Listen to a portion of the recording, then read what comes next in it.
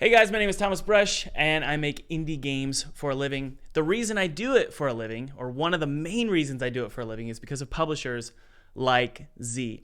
And Z's full name is it's Zhenghua Yang. I call you Z, but I think I said that right? That's perfect, actually. Okay. That's creepily good. So Z Zhenghua Yang is the owner of Serenity Forge, and Serenity Forge is the publisher for Neversong. Z, how are you doing, man? Pretty good. Very tired. A lot of stuff going on right now. Great. What's the hardest thing you're working on right now that's sort of stressing you out? I think the biggest thing, as all people who run companies know, is that when you start growing it, there's a new set of challenges. And for Serenity Forge, we've spent the past couple years really growing our operations, Mm-hmm. and we're kind of, turning from, a couple folks working in a room now to like 50 people working out of an official office, and a lot of that growth has it's been tough. It's a very exciting and very fulfilling challenge, Yep. but certainly a challenge nonetheless. Yeah, I mean it's crazy. You guys have grown so much, and I think you've learned a ton. And so what we're going to talk about in this podcast is we're going to share the knowledge that you know specifically about what you're looking for with indie games. Because I know when I started working with you guys, I was looking to make some money from you guys, and a lot of indie game developers are looking for an advance or something like that, or they're looking for a publisher to find and secure a deal with a platform for them. Because a lot of indie game developers, like in my audience, they don't know how to get Google Stadia, they don't know how to get Apple Arcade, they don't know how to get Epic Games to fund their project and actually give them sort of an exclusive deal. So, guys, we're going to talk all about this. He's going to give us his 3 secrets for how to get a publisher. And then stick around to the very end of this podcast, guys, all the way to the end of the hour, because Z is going to give us his number one trick, number one tip on how to get a deal with these big, massive platforms. So, Z, I'm going to run a quick intro here, and then we're going to get started.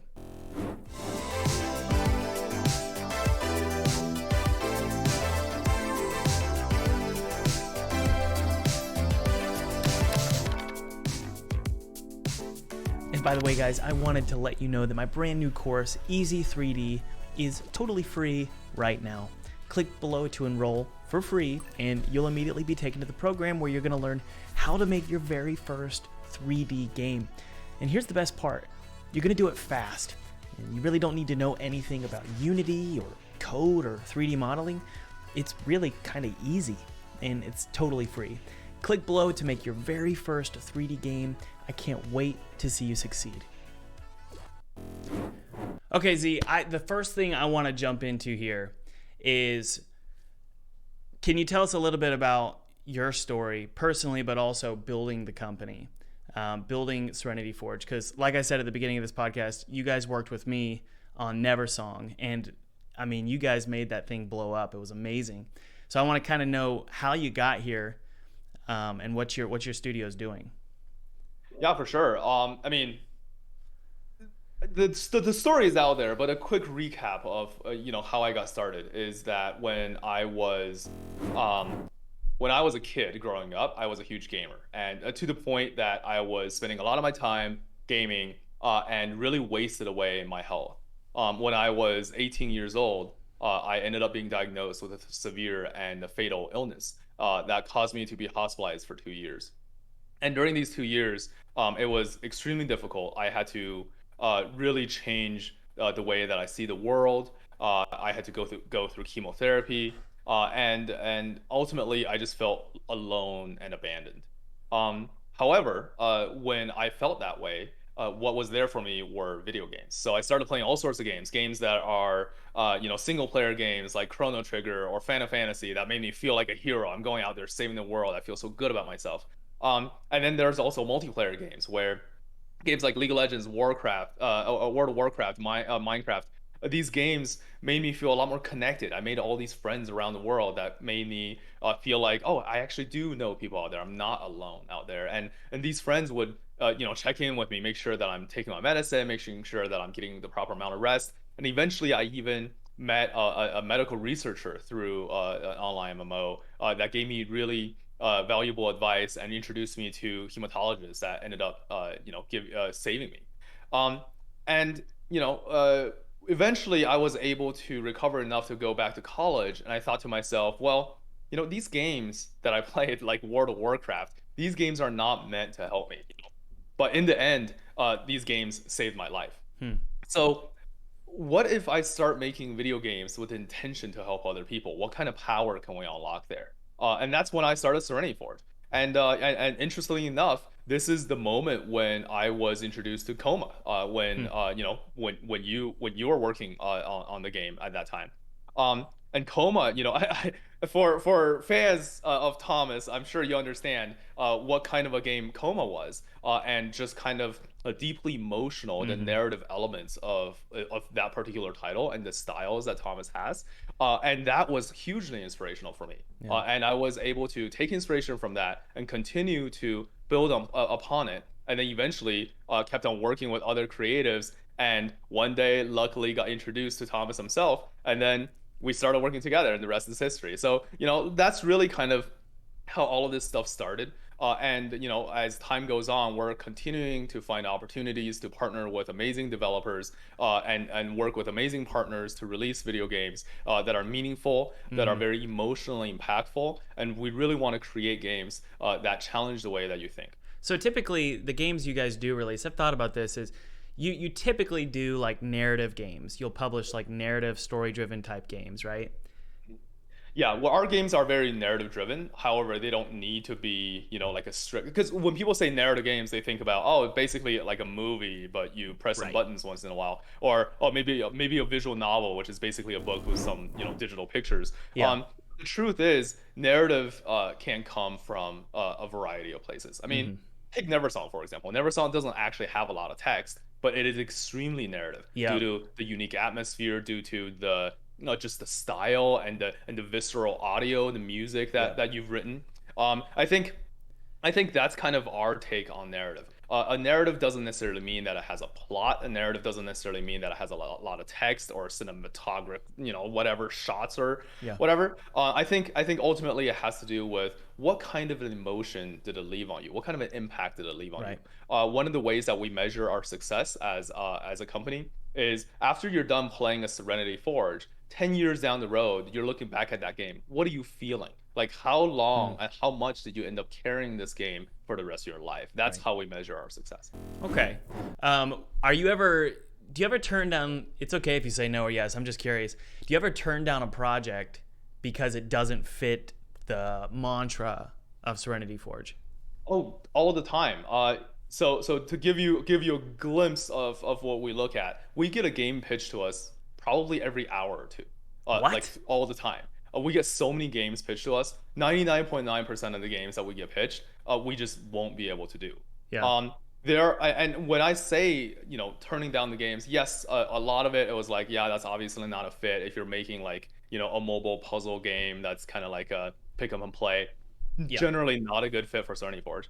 However, there are certain games that are like, wow, there's something really interesting here. We really want to do it, but our Hmm. bandwidth is too full and there's just too many great games that we're working on. Or there could be, wow, this is probably going to be the next Among Us, and this game is like, wow, this is unique. It's probably going to be a game changer. You're probably going to make millions off of this game, but it's not quite what our brand is about. Right. So I think realistically we just have to, we have our own priorities, I suppose, and our Okay. priorities is always emotions first, narrative first, and we Right. want to make sure that players players' lives are vastly improved after they're done playing this game. Yeah, that sort of brings me to, I guess, the title of this video, which is, what are three ways that my audience can reach out? What are the three like secrets or three like hacks, the best of your knowledge? Because after all, you're at the top, you're the tip of the spear in terms of your studio and what you pick to publish. So my question is, like, you've got a season, certain kinds of games maybe you're looking for. You've got a certain budget. You've got bandwidth.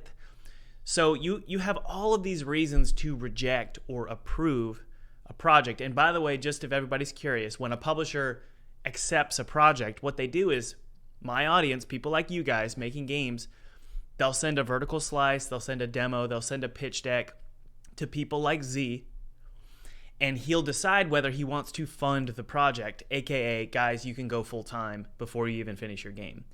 So my question to you is, Z, do you have sort of, I guess I'll let you sort of ramble here for a while, 3 secrets on how to get funded? Like, what are you guys actually looking for, and what do you want to see from people in my audience?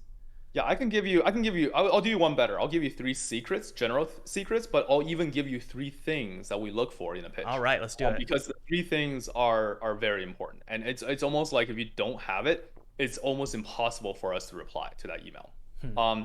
Number 1, a visual of what the game looks like. Before you pitch anything, if you don't have something that it's maybe an image, maybe a trailer, Yeah. The more precise, the better. But just something that could tell me what your final goal for this game it looks like. If I can't visualize your game, I can't get excited for it. I can't be emotionally attached to your game. So there's no reason for me to care. Are you So looking really, for emotional ultimately, attachment? Really quick, are you looking for emotional attachment? Because I feel like a lot of publishers, they're thinking, is this going to make us money? I'm not necessarily attached to it emotionally, but I'm going to make money. So I think this is a it depends, right? Like certainly some publishers won't care about emotional attachment. Okay.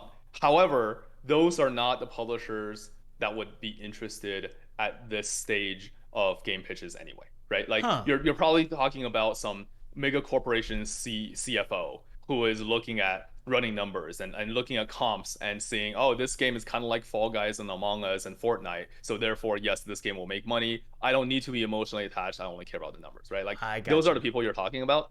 At an indie level, most companies do like have to have that kind of visualization. It's not necessarily a personal emotional attachment. It's more of an understanding of what you're trying to do, a clarity of vision, if anything.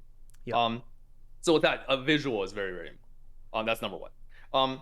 Number 2, budget.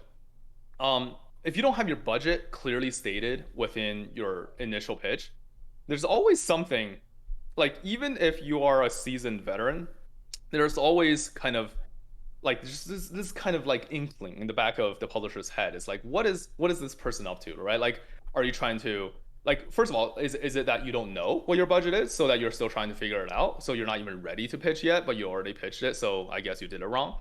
Or are you trying to play me? Are you trying to play the game of trying to negotiate more money, right? Because then it comes off as dishonest. So you're either don't know what you're doing, or you're being dishonest about what you're doing. That's kind of what it comes off when you don't have a specific budget. Okay. From your. Can I ask a quick question there? Yeah, go ahead. There's a lot of questions really, but the first one is, what if an indie developer doesn't need the money, but they want the money? Because I've had conversations in the past with publishers where they're like, I don't care if you go buy a house with this money. So I'm curious what, and I didn't, by the way. That's totally fine, and that's completely reasonable. And I would argue that you do need the money. You need a house, right? Like that's completely normal. I think the thing is, you have to realize the publisher also isn't stupid, right? Like they'll look at something and be like, oh, you're making an indie platformer, you're asking for $2.5 million. Let's talk about it. If I'm interested in the game, let's talk about it, right? Like it's much better than you showing the publisher the platformer. They're excited, we jump on a call, and then they ask you for a budget, and then you say, oh, $2.5 million, and then they'll just sit there and be like, are you an idiot? Yeah. Right? Like, yeah. And then now it's like a really awkward situation. Like I think there's a middle ground. You just have to be transparent, I suppose. Like that transparency, I think is important because it opens up the conversation. So here's a question for me personally. If I was seeking funding for like a game like Father, my next game, you're saying it's better for me to go, this is my budget, and 70% of it is just because I feel like I'm worth it. Is that a good thing to do? I'm not saying that that's what I'm going to say, but I'm curious, what is that? Like, I'm worth it, I want the cash, see you later. Yeah. So there's two takes on this. Obviously, which is, the 2 takes that you're already considering. I think ultimately, yes, you can do that, especially with what you have already done. I think there's a lot of arguments there that you can make that, hey, look at the success that I've done before. check out the games that I have released. Like having a portfolio is a totally different story It's almost like a already. seasoned Like, director right. who wants to work with a studio. He's like, look, you owe me 1 million because I'm me. And I'm not, Yeah. again, I'm not saying that's how I think. I'm just saying, like, worst case scenario, if my audience went to a publisher and did that, Mhm.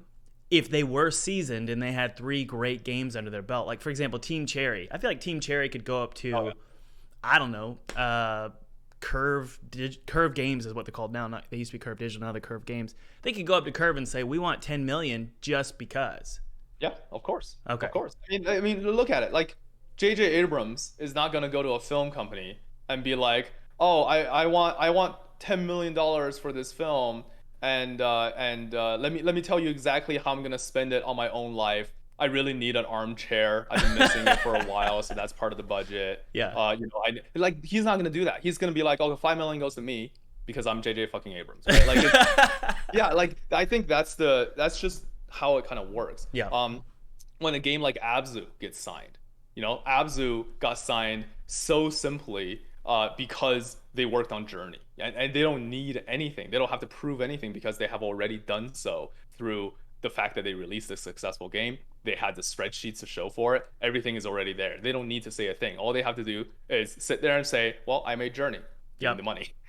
So yeah, I mean there is that strategy. However, I will say that on the flip side, that doesn't always resonate with every partner. Yep. And also that certainly comes from a position where you have already had that portfolio. If this is your first game that you're pitching, if you haven't worked in a studio that launched successful games, if you don't have a lot to show that is noteworthy, then it's almost impossible for someone to come in here and just trust you like that. Right.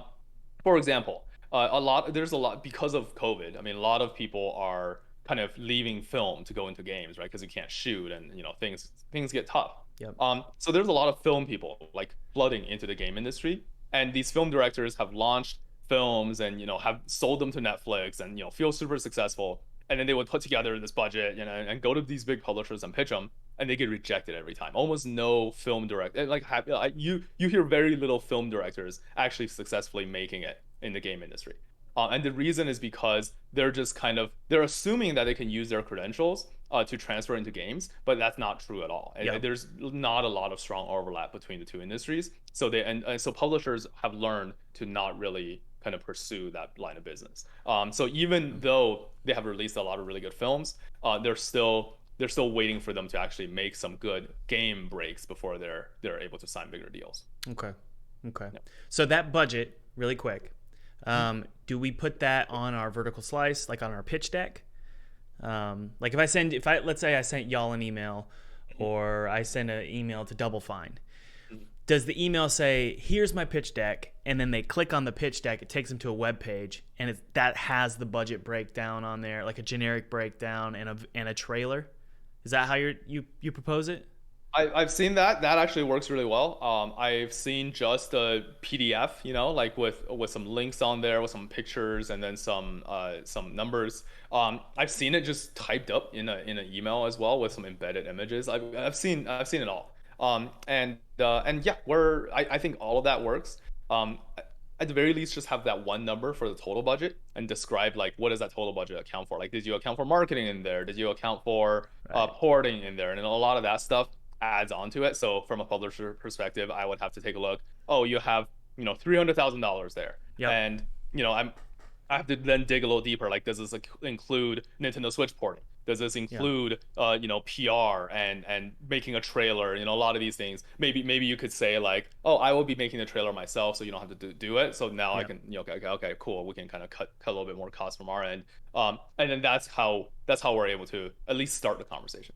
Okay, so this will help my audience a lot, and it's going to be kind of a weird conversation, and we can cut this if we want to. But you and we worked on Neversong together. I know how much you guys paid me for Neversong. I also know what Neversong made in terms of gross revenue. So in retrospect, going back in time, and I won't blame you for this at all, because I needed other things besides money. You and I hopefully will remember that conversation. Yeah. So if it were you, if you were me, and my audience knows what Neversong looks like, it's like a 4-hour game, 4-hour adventure game. What would you put down for the budget for that game if you were pitching it? So I think Neversong is slightly different because typically when a game is pitched to a publisher, this is the part, Thomas, if you want to cut, feel free to do so. I know it has to do I with mean, it's both. really up to you. I like leaving everything in, but if you want it cut, I'll cut it. I'm kind of keeping it, but okay, I'll just go ahead. So with Neversong, we programmed the game. Yep. That's a little different No, than my audience knows that. yeah, yeah. So that's a little different than a typical game being. Let's say y'all didn't program it.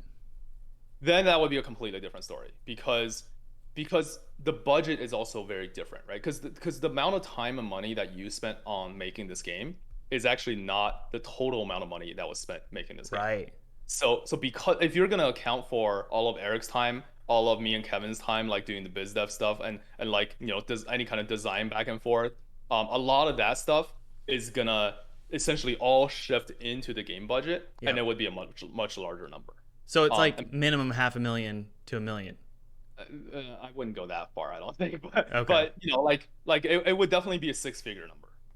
And because the team behind Neversong is actually a lot bigger than a single individual, right? So for one person jumping onto this project and being like a director for it, yeah, I mean it kind of makes sense, and especially since you're getting a large cut from the royalties as well. Yeah. Meanwhile, the rest of the team supporting the project gets the smaller cut. Yeah. But ultimately the rest of the team initial investment was actually just in general a greater number of man hours and dollars. Right. So minimum, we're looking at like a six-figure typical deal with any publisher. Now, the conversation completely changes when you start involving platforms, because then you've got to port for a specific platform with all their demands, right? So it like, I don't know if it doubles the budget, but it might. It just gets expensive. So for example, if like Epic Games or let's say PlayStation wanted to do some sort of exclusive deal, that's when things change, right? Yeah, the porting stuff, well, if you use Unity, it's a little bit easier.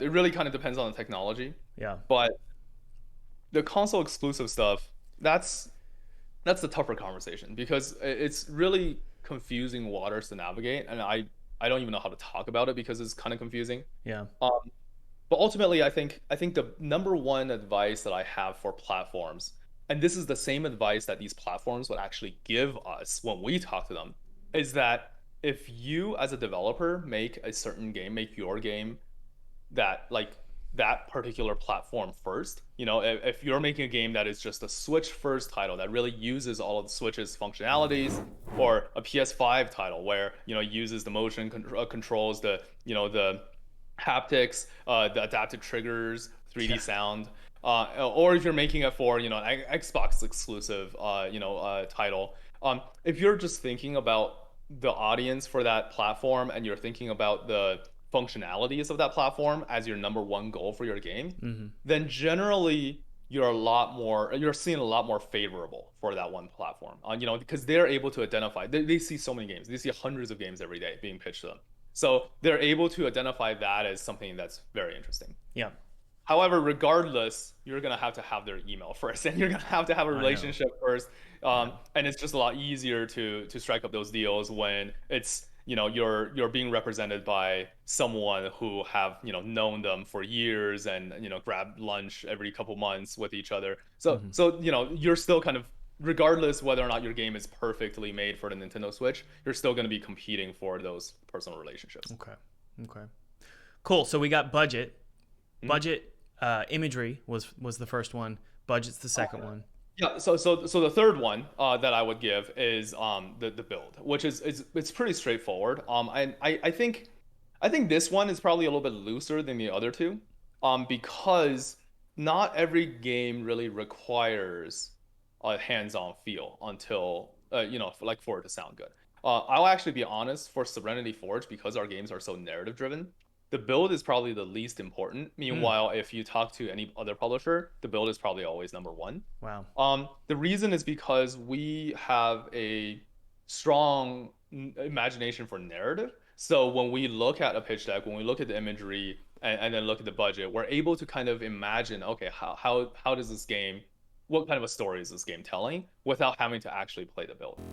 With that said, there were a couple of games that we have signed that we haven't announced yet that looking at the deck, looking at the budget, not super interesting, not super, there's no, not an obvious business opportunity. And then we play the build, and we're just like, holy shit, this is the coolest thing ever.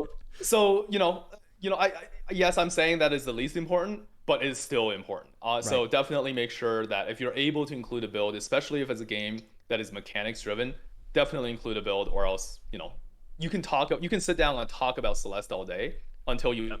play the game. You don't really know what that game is. Okay. So So a couple questions about the build, mhm. and then also I have a question about these three things. So Yeah. the first question I have is, does length matter? No. Okay. Well, okay. Sorry. Let me redact that, because it heavily depends on what game you're making, right? Like if you're making a 4x strategy game that's similar to Civilization, yeah, the length is gonna matter. I can't play a 5-minute demo of Civ and Yeah. know what I got myself into. I probably like took 2 turns and moved some units around, and that was it. So that wouldn't tell me anything about Civ. So it really heavily depends on what you're selling. Okay. I think there are two ways to approach the build if you're looking at your game. You can either approach it as a vertical slice, or really kind of a perfect picture is what we call it. So a vertical slice is technically something that's a little bit more lengthy, but has like the kind of the main features, but you're able to kind of dive into it for a longer period of time. So like maybe spend an hour playing something and checking out the mechanics. Maybe the graphics aren't super polished. Maybe the story isn't fully written. The execution isn't perfect, but you can play for like an hour and generally get a feel for the mechanics. Hmm. That would be a vertical slice, and it's generally a better fit for something like a action based game, a mechanics driven game, something that's like Celeste, for example. So the other one, the perfect picture one, this is more of the horizontal slice, which is you have a perfect picture of what the game looks like, but it's very, very short. It is basically an entirely finished 5 minutes Mm. of your game. So this is probably a better fit for something a little bit more narrative. Like if you're pitching something like Edith Finch, or like Tacoma or something like that, you're able to walk around, talk to people, hear the voice acting, really get a sense of just the gorgeous surroundings and the Yep. music, and feel like you want to be a part of this world. And then now it's over, and you want to explore more. Okay. That's like another really good pitch. So generally, you want to go for one of those two. Okay. That's super helpful. So, guys, you don't have to make a full game. You don't even have to make it halfway done. And what I'm doing, I can tell my audience what my plan is. So for Father, firstly, the goal with Father is probably find just first person horror publishers, people who love horror or first person, and then I'm gonna pitch to those publishers a 10-minute hyper polished demo, with all the voice actors, all the story elements that really hook the audience, great ambience, great feel, and then include that also in the trailer. So instead of me and my team focusing on a 20-minute demo to really get them to hooked on the mechanics, it's really trying to hook them on the inspiration, like giving them the heartbeat of the game, and also what you were saying, Z, letting them know what the final product will look like. So that's sort of my approach. Now, my next question about the three things that you mentioned is, what's the order in which they see these things? My assumption is, like, okay, some publishers who maybe in times of, I don't know, COVID, when things were really stressful, they immediately look at the budget. Or some people look at the trailer first, but I highly doubt that they're going to open up the demo first. So can you give us sort of the order, and maybe even go to like the more granular stuff, like the subject line, all that, if you could sort of break down the order and the hierarchy of the pitch and what's most important. Right. So on the topic of subject line, I'll just quickly comment on this. Subject line, as long as you don't say something really pointless or stupid and be like, "Hey, check out my game," that would be the stupidest thing you can possibly You know say, what's right? weird is I answer those emails. Those are the Right. ones I click on Yeah. Yeah. because I never get them. Yeah, like unless if you say something really dumb, Yeah. you're gonna get read. Because I mean, like I said, we get a lot of pitches. We get a pitch every couple hours or so, but we still, I mean, if someone's job at our company is to take pitches for games that we publish, that's their job. They're not gonna miss any emails. In fact, if they missed any email at all, that's bad. That's like Yeah. them doing their job poorly. So any competent publisher will essentially read every single pitch that comes through. We certainly do. I in fact read every single game that's pitched to Serenity Ford myself. Um, Well, so the subject line, I don't know if it really matters. As long as you just do a good one. Do okay. So that sounded weird, but like like generally describe your game in a sentence. honestly, dude, that Like surprises me so much. yeah. Um, Um, because I thought subject line was like everything, because they're not gonna read every pitch. yeah. I mean, you get a lot of pitches, but you don't get that many pitches, right? Like Yeah. it's kind of like again, there's dedicated staff and professionals sitting on the other side of the computer, just sitting there waiting for pitches. So the subject like there's for us is more like there's always like we're always going to check out a pitch regardless of what the subject line is. We might not take very long at it. I'll get into that in a second. But that is regardless, that's the email will get opened. So, with that said, really the most important thing is the visual. If it's a screenshot or a trailer, that's always going to be the go-to, just because it's the easiest thing to look at. Humans are very visual creatures. Like we judge things by visuals more strongly than anything else. So, if you open an email and then there's an image right there that shows the most beautiful shot of your game, or explains what your game is about, that's it. That's the attention grabber. That's the only Okay. thing that really matters. I'm so glad And you if, said that, because I thought the images would sometimes they like, I don't know why, but like I was in email marketing for my previous job, and we actually stayed away from sending images. At the time, it was about 10 years ago, so it's probably changed. But I was always worried it wouldn't get delivered, or would get sent to their spam or like their promotions folder. But what you're saying is a good rule of thumb is just your best looking image, maybe a screenshot with your logo, right. and maybe they click on that and it takes them to the pitch in a Yeah, website. that could work. Or you could just have the pitch as a text underneath, or you could attach the PDF of the pitch on the thing, or maybe Okay. there's a link to a Google Sheets, or not Sheets, slides.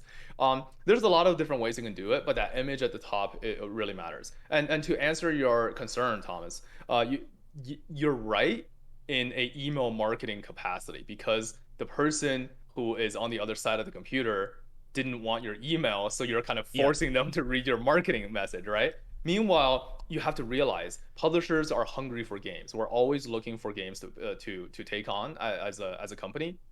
So when emails come in, we're excited. We're like, oh wow, I can't wait to read this. Right. And we have dedicated channels, right? Like ours is publishing at serenityforge.com, and we make sure that no email is ever blocked on that channel, just so that we get those images into the emails. And then lastly, like we overall just like prioritize these emails in our own systems. We make sure that it's all categorized correctly, so that when the time comes to check to see all of the pitches that got in today or got in this week, we're just able to go through it right there. Right. So all of that system, in a professional publisher's back end, it's all already taken care of. You don't have to worry about ending it into the spam folder or whatever Okay. like that. Sweet. Yeah. So after the image, it is the number. That's usually what I look for, because sometimes people are like, oh, we need millions of dollars for this game, even if it looks amazing. Or I'll be like, okay, yeah, that's probably not for us, Yep. just because it's too big. Or if it's too small, then that's also kind of interesting, right? Like it's like, oh, this game is gorgeous, and you're only asking for what? How this much? Yeah. That's interesting, right? But if anything, that'll probably generate more conversation, and that usually warrants a reply. Yeah. I I'll be think more honest. times than not, dude, especially with my audience, just because I know they probably think like me, they feel like imposters. They feel they're self-deprecating. Is that the word? Self-deprecating. So they feel small, and so what they do is they undervalue their project. And again, guys, I'm talking about me. I just know you guys follow me because we're all very similar. And the problem with that is obviously, like, there's a lot of publishers out there who'll be like, sold, I'll give you 20 grand for 60%, and that a lot of people might fall for that, because they're thinking, well, I can quit my job and I'll be able to work for 6 months, barely making it by, but at least I can make my game, Yeah. Yeah, I mean it's important to price correctly, and it is an art. Pricing a game and pitching it to a publisher is definitely an art. It is a lot harder than it sounds, but also, it takes experience. If I'm Yeah. being honest, I've been on the other side of the table. I still am on the other side of the table in a lot of ways. We have a very large dev team internally, and we're working with other publishers as well. And from my experience, you just kind of have to take it one step at a time. Yeah. It's kind of like your first game, you get some peanuts at best, maybe just release it by yourself for free. Your second game, finally you get noticed by something small, and then Yeah. they're able to give you some ramen fund. And then I mean maybe the third game, now you're looking at, okay, cool, maybe I can try to like improve my style of living a little bit.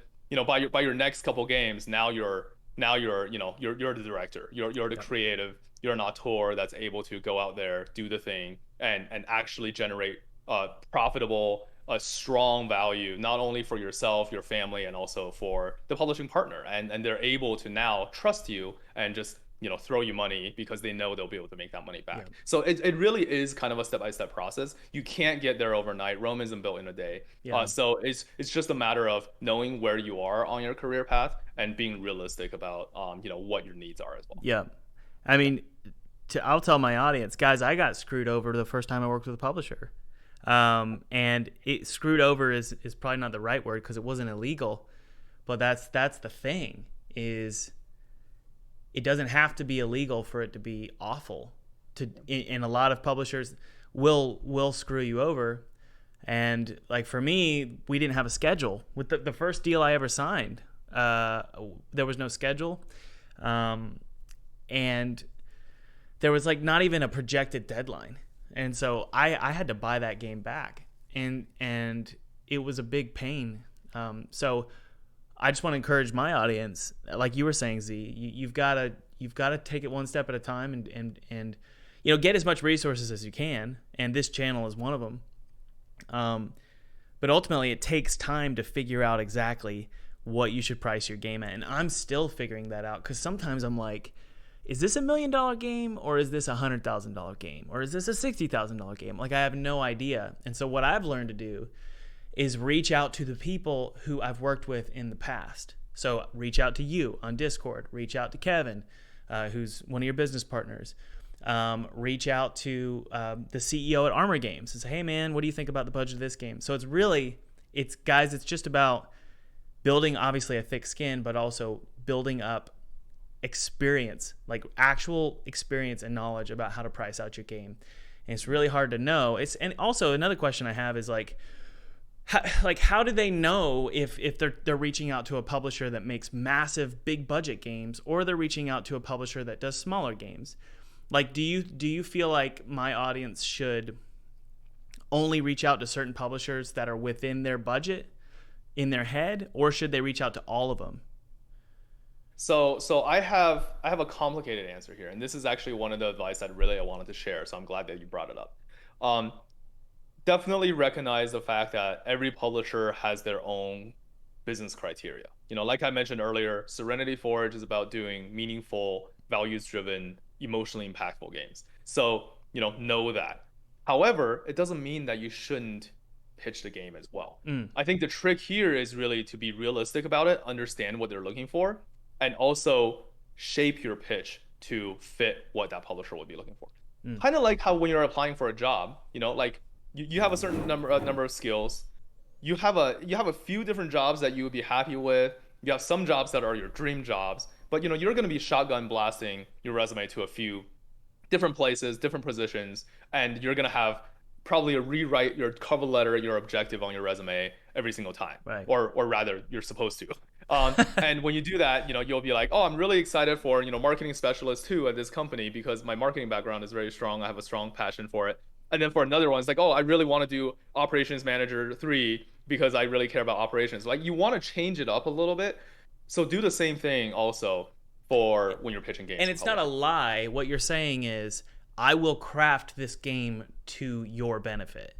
Not only will I craft the pitch, like, because you're saying change up the pitch, but you're also saying, look, if you guys want something to meet your needs, I'll do that for you. as long as you fund this game for me. Yeah. So that's definitely a part of it. There's also a I'm guessing, as all developers are, uh there are certain parts of the game that you're also unsure about, right? Like, if you're absolutely sure that this is exactly the game that you want to make, Yeah. you don't want any words of advice or any feedback, then yeah, I mean, you probably don't want to lie, right? Like, to the publishers and tell them, "Ah, it's actually an MMO." However, there are certain parts of the game that you're probably like, well, I guess I could turn it into so and so and make it still work and still be really happy about it. Yeah. If that's the case, then don't be afraid to be upfront about it, because then publishers are able to find ways to fit that project into their portfolio. Yeah. Maybe a publisher is coming in here and they're like, okay, we need to fill one more MMO spot. And this game looks really good, but unfortunately the devs are insisting that it's single player, so we can't sign it. Yeah. Well, we're gonna have to go sign something else, right? And you just missed a huge opportunity. Well, So that's definitely true, dude. Because when we were working on Neversong, I mean, we changed the name way down the road from Coma to Once Upon a Coma to Neversong. That game changed so many times. So I want my audience to know, just because you pitch your game as something doesn't mean it's not going to change. I don't even know what Father is. I was talking to Felipe, my 3D modeler, and we were talking yesterday, and I was like, dude, I don't know what this game is. Like, we really just have to keep making out the levels and playing it, build out that vertical slice or whatever you want to call it, and then we'll figure it out. And maybe the publisher will inform us of what they think it should be so that it's more marketable, So it's a conversation. You don't have to lead that conversation. Yeah. And also, I'll give you another piece of industry advice. And this piece of advice is actually very kind of a veteran advice. And this is something that I found all industry design auteur veterans do. And that is, they always have multiple pitches for multiple games. Wow. So basically, what happens, what you're quote unquote supposed to do as an industry veteran, someone who's worked in this industry for decades, when you're going around pitching a game with your connections, you would essentially have a flash drive that have, like, first of all, like 4 folders, each folder containing a totally different game. And each of these games are designed to be a totally different budget. The first one would be like a 50K game. The second one would be like a 200K game. The third one would be like a 3 million game. And the fourth one would be like a 20 million game. And you have these 4 totally different games that you're very confident in, very passionate in. And then in each of those folders, you have like 5 slide decks for each, 5 versions of the slide decks for each game. And it would be like, this is the multiplayer MMO version for pitching it to multiplayer publishers. This is the single player narrative one. This is the single player mechanics driven one. This is more of the FPS version. And then you just have like 5 different versions of your exact same game.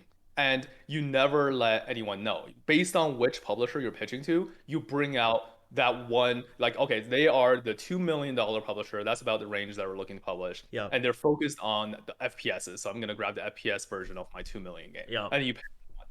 That's what all industry veterans do. Whenever I talk to my friends, ask for advice, this is what they tell me. We did the same thing for a lot of the games that we pitched. Yeah. And ultimately, like, once you have gotten those decades of experience, you'll realize that that's exactly why you should be doing it. It's funny you say that, because I think a lot of the people who are listening right now, and guys, this is no offense to you guys, because honestly, I'm speaking to myself. I was such a purist when I started out in the game industry, where I was like, well, no, I'm going to change the world, and this is how I'm going to do it, and this is the type of game I'm going to make, and no gross publisher is going to tell me how I'm going to make my game. But it's funny you say industry veterans, because once you're on your 4th game and you're running a business, and you also don't take yourself so seriously, then suddenly you're like, I'm actually open to making any type of game within like a specific. For me, it's story. Like, I need the story to be the same regardless of the pitch, which pitch it is. It's always gonna have the same story. So there's certain things that I won't bend on, but I think I don't know about you, Z, but like, the older I get, the more flexible I become about my games. Yeah, and you know what's funny? The older that you get, the more flexible you become. Actually, the better stories you end up telling. You think With so? each game, you like, when you're so pure on your first game, you're like, oh, it has to be this way. Looking back at those stories, they're often much worse than the new things that you're doing. Even if you're like, you feel like you're less passionate about the new thing, but it's actually creating so much more tremendous of value for society, for the fans. Right. It's so much more emotional, impactful. Yeah, I think so. I think that's probably because it's probably a pride thing. Like, My wife always said, Thomas, your work is so much better when you're working with a team. And that's why I don't really do solo game development anymore.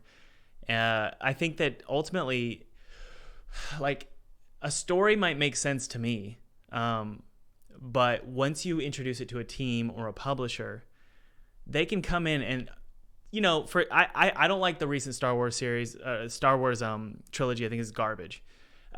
That's an example of, to me, and I think most people in my audience would agree, that that trilogy is a great example of what happens when you get too careful about the business side of things, about the marketability of a project. But when you don't care about marketability at all, and it's all about you, then suddenly the story is only meaningful to you. And this isn't always the case. Sometimes there's directors out there who tell a very personal story, and it works. But one of my favorite directors, M. Night Shyamalan, when he did Lady in the Water was a ridiculously personal story, and it came across as pretentious and small and all about him. So I guess my point is, it's a balance.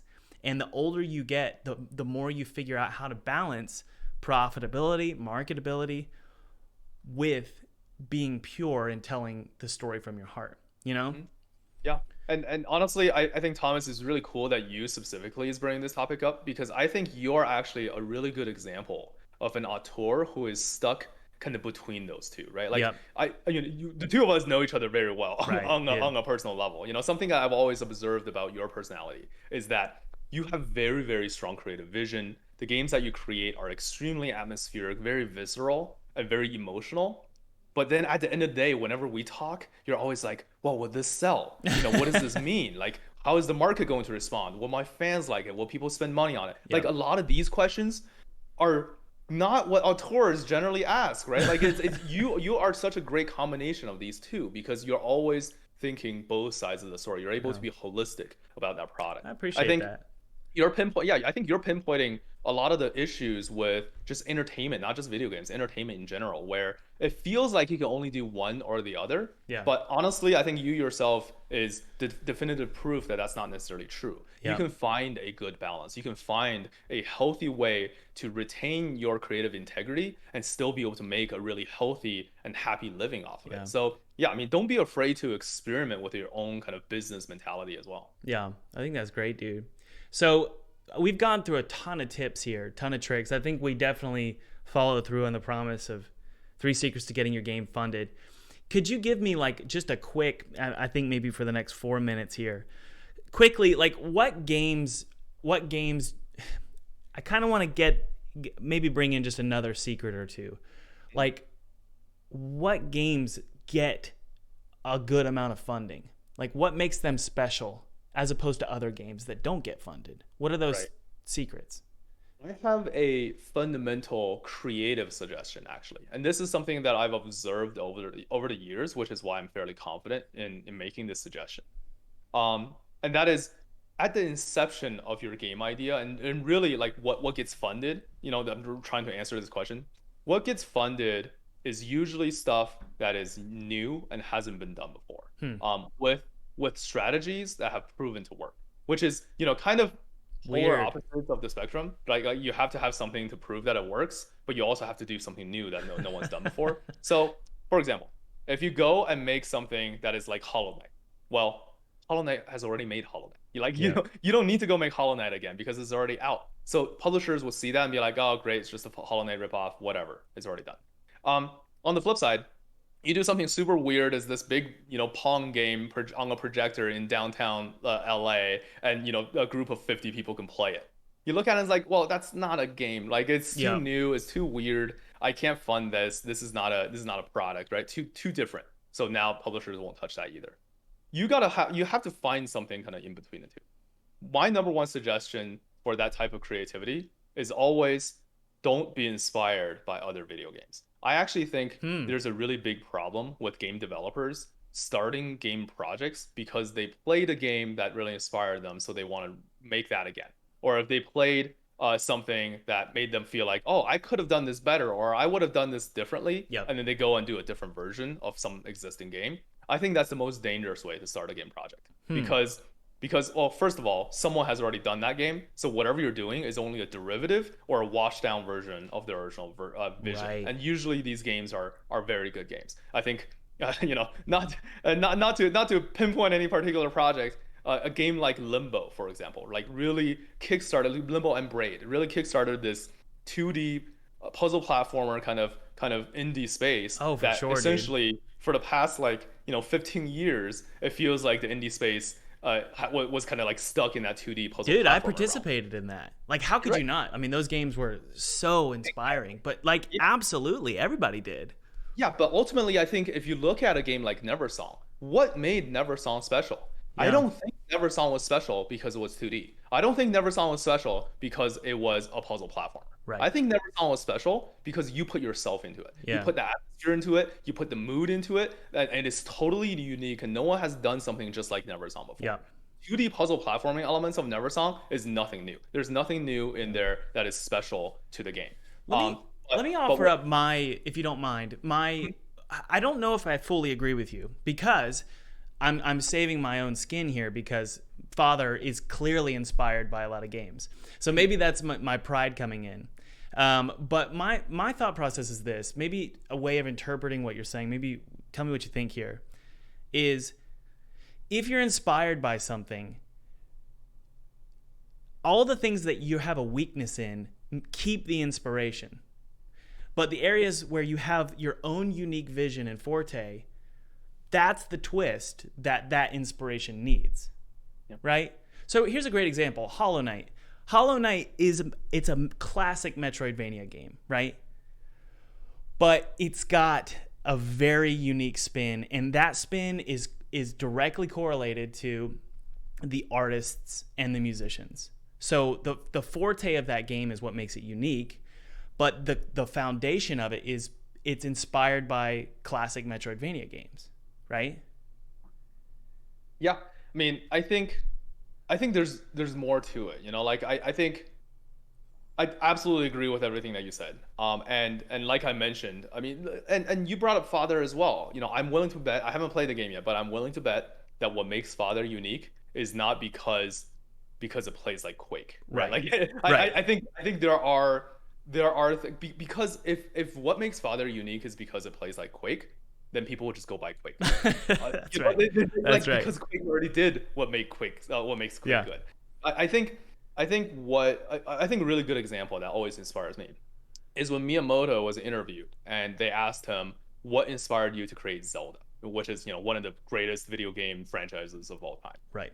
And he said, when I was a child, my parents weren't always around. So when I'm bored, I would leave the house, go to the local, forest and go explore in the forest, grab sticks and whack on trees, and just explore and find little furry creatures and interact with them. And it was so inspirational. It was so fun to be able to explore this like woodland kind of feel that he eventually wanted to create a similar experience of that childlike wonder exploring the forest. Right. It has nothing to do with video games. Yeah. Like his entire inspiration for Zelda, which defined an entire generation of game designers, Yeah. right? Never came from game design to begin with.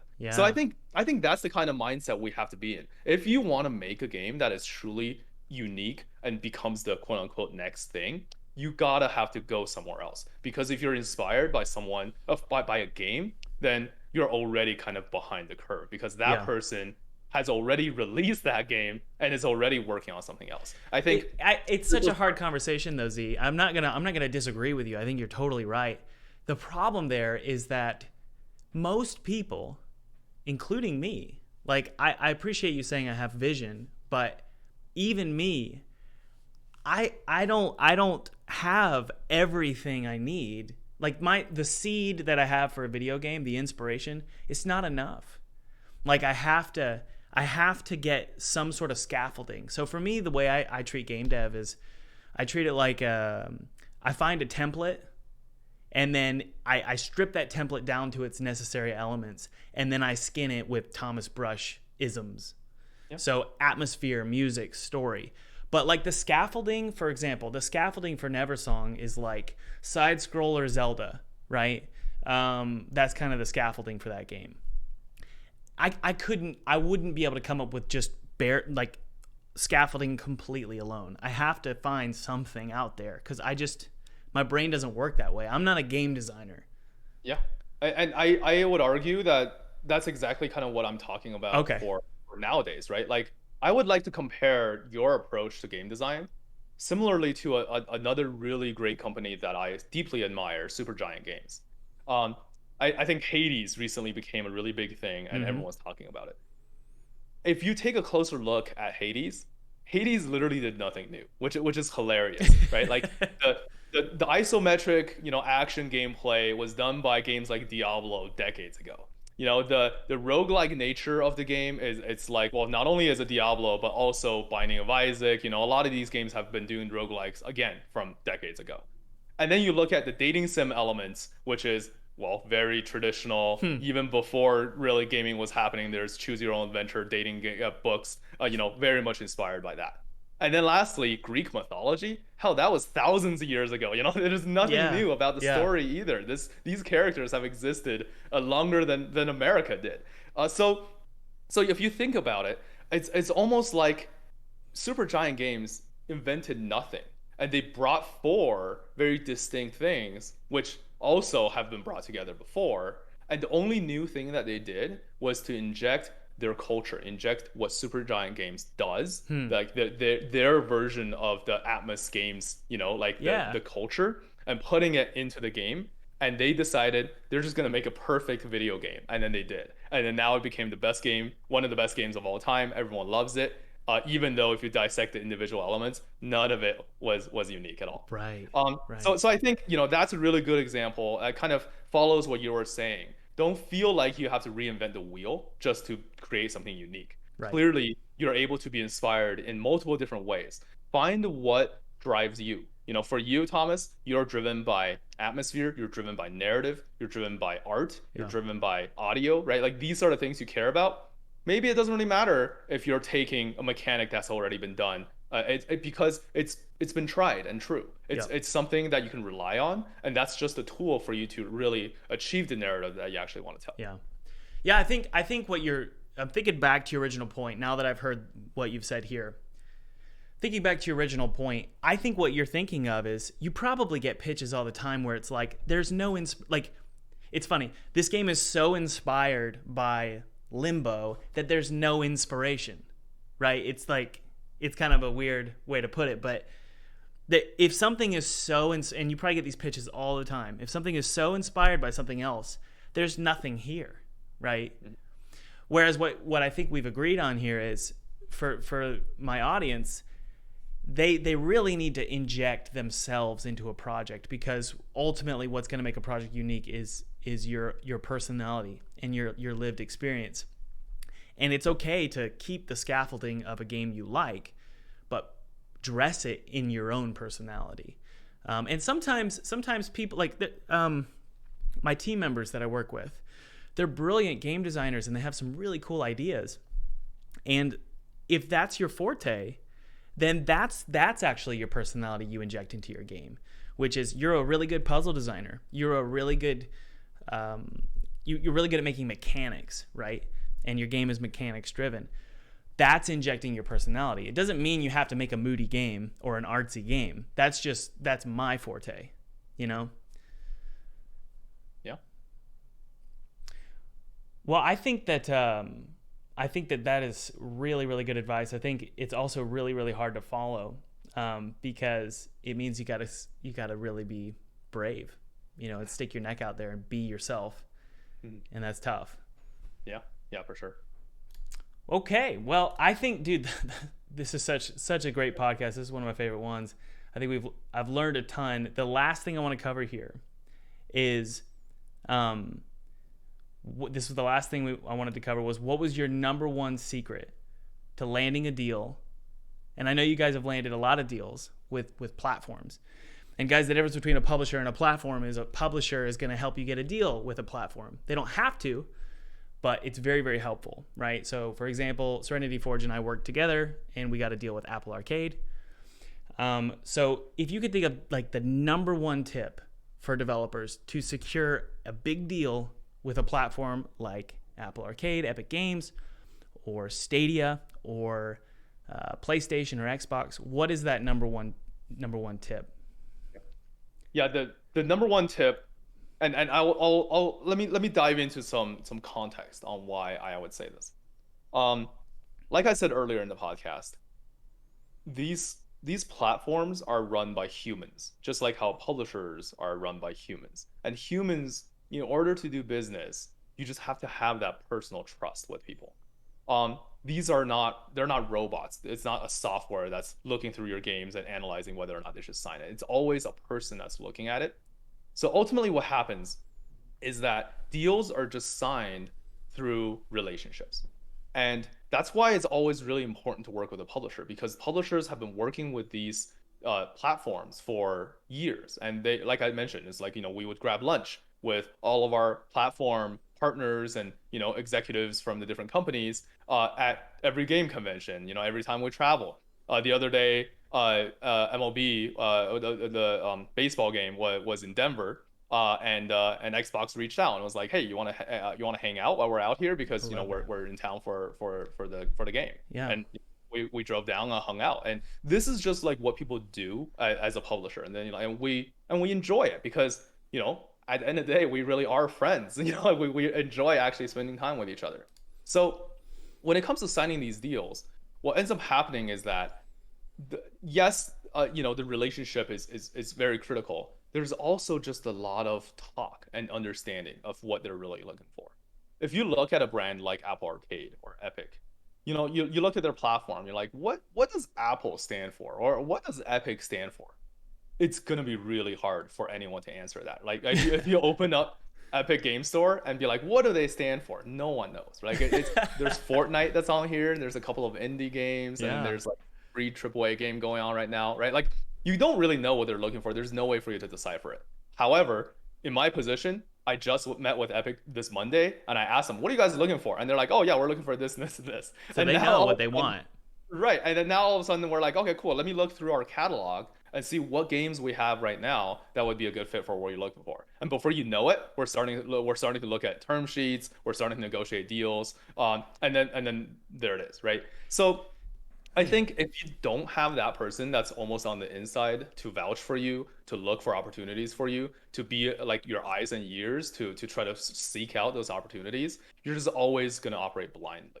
So that's why Yeah. my number one secret to landing these deals is to really find someone who really knows what they're doing, who really has these connections, that's able to go out there and passionately vouch for your game. And those people are generally the publishers, not always, but generally the publishers who really believe in your game, who are heavily invested in your game, and are also looking to bring it to greater heights. Right. Otherwise, you're just sending cold pitches to nameless emails, contact at epic.com, Right. and then it's gonna disappear into the void, and no one's ever gonna care. So in terms So of yeah, I mean the that would be my number one secret to okay. landing. In terms of like the hierarchy of power or something, I don't know the right word of it, but or the right phrase. It's kind of like publishers are going to be reading emails from developers like me. But Epic Games might actually miss my email because they're probably looking at publisher emails because they have relationships with them, right?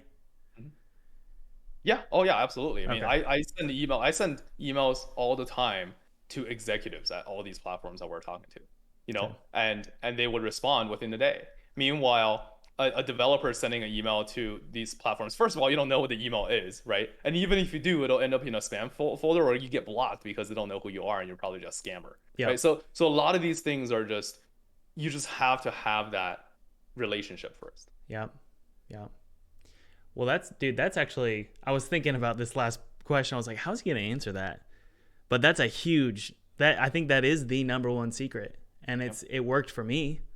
I mean, because Right. I was so blown away. I was like, wow, like Apple wants to buy up Neversong or at least get a license for it. It's just incredible. And it was because of you guys. And I think, tell me what you think about this. Do you think it's the future? Like, you think this gonna stick around, which is indies work with big platforms? Um, there's a lot of NDAs that I have signed. But without touching the gray areas. What I can honestly say is that there's a lot of exciting stuff coming from Hmm. these big companies. I won't exactly say which ones, but there's a particular couple of big companies that have very ambitious plans. Hmm. Um, I think there's a lot of public information already out there that kind of indicates that. And I think in the next 10 to 20 years, we're going to see some pretty drastic shifts in how video games are delivered and You played. talking about the metaverse? Um, You can't answer. not quite, not quite. It's a little bit more concrete than that, actually. I think Okay. that's actually, yeah, the metaverse itself is a little bit more nebulous currently. Yeah. Um, Yeah. I think, yeah, there are some specific roadmaps.